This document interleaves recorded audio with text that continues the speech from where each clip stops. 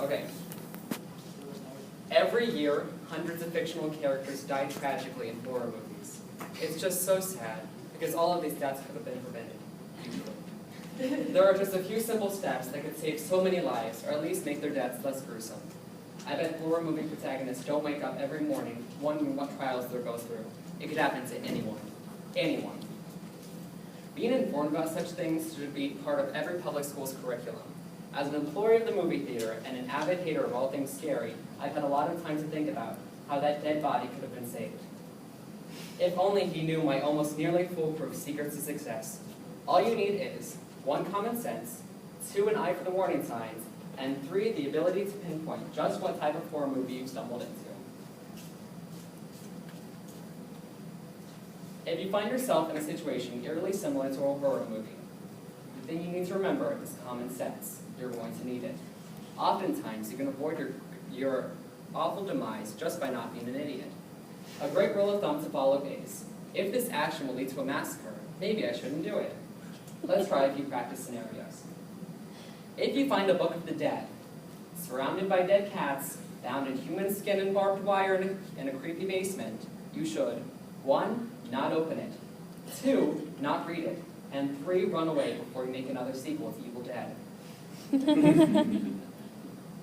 If there's a serial killer on the loose and he's after you and your dumb friends,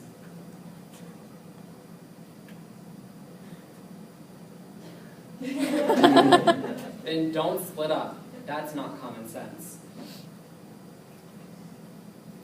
At some point, you're going to find yourself being chased by something awful. If you're wearing stilettos or Crocs, you want to ditch them immediately for tennis shoes. If you think turning around is a good idea, think again, but use your brain this time. Don't scream, it's a waste of breath, and it will alert other serial killers to your presence. Finally, if you fall, and you will fall, don't just sit there crying about your hurt ankle.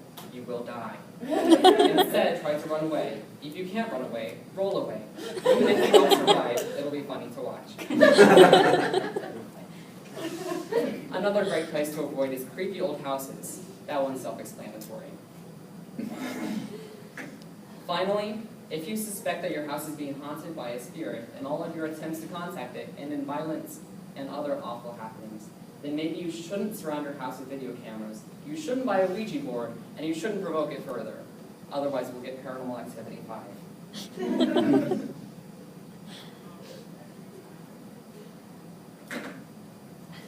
Now that we have a few key secrets to survival, we might make it. But don't get too excited.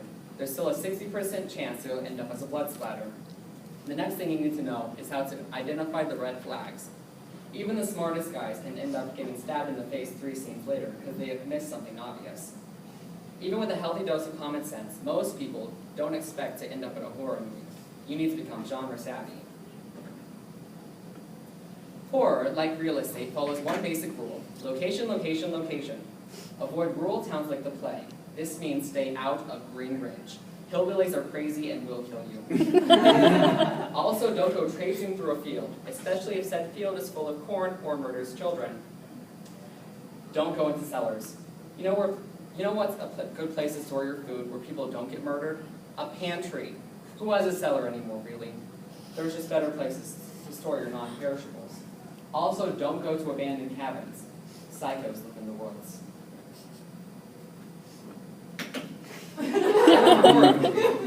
Another key to survival is paranoia. If you hear a noise, it's not a stray animal, it's not the wind, it's a monster, and it's going to kill you. If you think your friend is possessed, they are. If you think the killer might not be dead, then the killer is not dead. I don't care if you hit him with your car. Hit that thing in reverse and run over him again. Then you get out of your car, unload around into his face, and burn the body. Otherwise, you're just opening yourself up for the possibility of a made-for-TV sequel.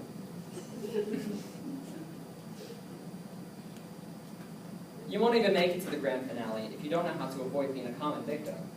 Typically, the first people to go are the stereotypes: thoughtless bimbos and rude jocks. Next goes the guy who treats everything like a joke. You can't make a funny about a body count without adding to it. Last but not least is the angst-ridden rebel, who has made it this far, but unfortunately will now die based on a douchebag move. Here are a few general tips to avoid getting killed. Number 1, if you think you're in a horror movie, don't have sex ever, because the killer is a pervert and will definitely kill you as soon as you start to get it on. Avoid trigger phrases, such as, "I'll be right back." It's a death sentence. Finally, if your hometown has a sudden influx of creepy clowns or children, get the hell out of Dodge. This is all good advice. Unfortunately, there's still a 30% chance of you becoming a missing persons report. It's time to identify specific threats by figuring out your subgenre. If your assailant is pale, rich, and snobby, it's a vampire. Do not fall in love with the vampire, do not kiss the vampire, do not be seduced by the vampire. You just stake it. If you're in space, it's probably an alien thriller. In that case, you find Sigourney Weaver and you let her do all the work. She already has 4 movies of experience. If you hear a bump in the night or find snarky messages written in blood on the walls, it's a paranormal movie. In that case, hire a bona fide demon hunter or just pray. Slasher flicks are easy to survive as long as you remember the aforementioned advice, and you know how to bludgeon bad guys to death with hard objects. Unfortunately, if your situation reminds you of Final Destination or a Stephen King novel, you're basically screwed. Just get your affairs in order and pray for something quick.